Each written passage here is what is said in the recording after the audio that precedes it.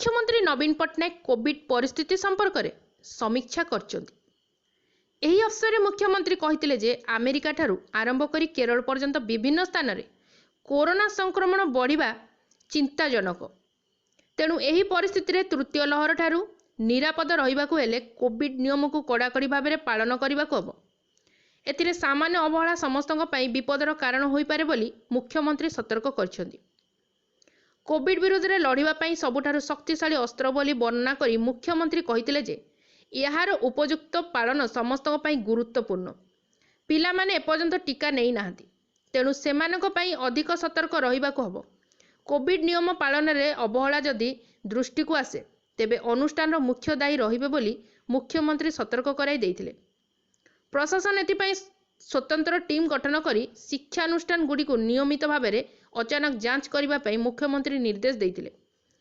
सेहीपरि हाट बजार, धर्मानुष्ठान, स्वास्थ्य प्रतिष्ठान आदि गुड़िक उपरे सतर्क दृष्टि रखिबा सहित सेठारे कोविड नियम कड़ाकड़ी पालन उपरे प्रशासन दृष्टि रखिबा उपरे मुख्यमंत्री निर्देश देइछन्ति।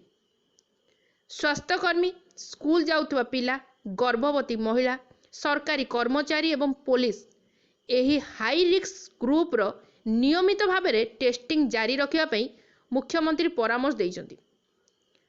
केतेक क्षेत्र में स्वास्थ्यकर्मी भितर संक्रमण नजर को आसुची, तेणु उभय सरकारी और बेसरकारी क्षेत्र में काम करुवा स्वास्थ्यकर्मी और नमूना संग्रह करुवा टीम मानक कोविड नियम संपर्क में बारंबार सचेतन करने मुख्यमंत्री परामर्श देइथिले। यह सहित डेल्टा भारिएंट अधिक संक्रमण करुथिबारु माइक्रो कंटेनमेंट जोन करी निरंतर दृष्टि रखिबा पई मुख्यमंत्री परामर्श देइथिले। जोगाणर वृद्धि घटिथिबारु टीकाकरण रे मध्य उन्नति आसीछि, तेणु जेपरि सबु लोक तांकर दुईटी जाक डोज निश्चिंत नेबे ताहा सुनिश्चित करबा पई मुख्यमंत्री जिलापाल मानकु निर्देश देइछन्ति। मुख्यमंत्री कहिथिले जे आगकू पार्वण ऋतु आसुची। केरल रे ओनाम पर्व पालन परे संक्रमण वृद्धि रे उदाहरण देई पार्वण समय रे समस्त को अधिक सतर्क रहिबा पई मुख्यमंत्री परामर्श देइथिले।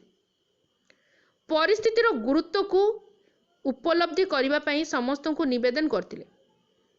एहा द्वारा आमे भविष्य रे लॉकडाउन को एड़ाई परिबा एवं लोकों को आर्थिक अवस्था रे क्षति हबो नाही।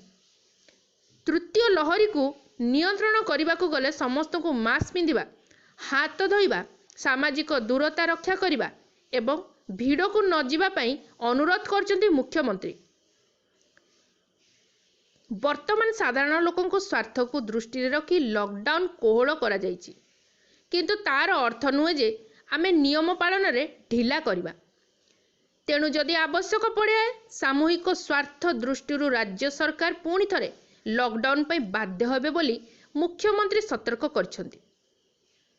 बैठक में मुख्य शासन सचिव सुरेश चंद्र महापात्र मुख्यमंत्री निर्देश रे अनुपालन उपरे गुरुत्व देइथिले। स्वास्थ्य विभाग अतिरिक्त मुख्य शासन सचिव पी.के. महापात्र एवं विद्यालय और गणशिक्षा विभाग प्रमुख सचिव सत्यव्रत साहू विभागीय कार्यक्रम उपरे उपस्थापना करथिले। पुलिस महानिर्देशक अभय मध्य कोविड नियम अनुपालन उपरे पुलिस पदक्षेप उपरे सूचना देइथिले। बीएमसी एवं सीएमसी कमिश्नर देवगढ़ और पुरीर जिलापाल माने सेमानकर अंचल रे परिस्थिति उपरे सूचना देइथिले। एही कार्यक्रम को मुख्यमंत्री को सचिव 5T V.के. पांड्यान संचालन करथिले। उन्नयन कमिश्नर और विभिन्न विभाग सचिव माने एही कार्यक्रम रे उपस्थित थिले। Bureau report, Delhi crime press.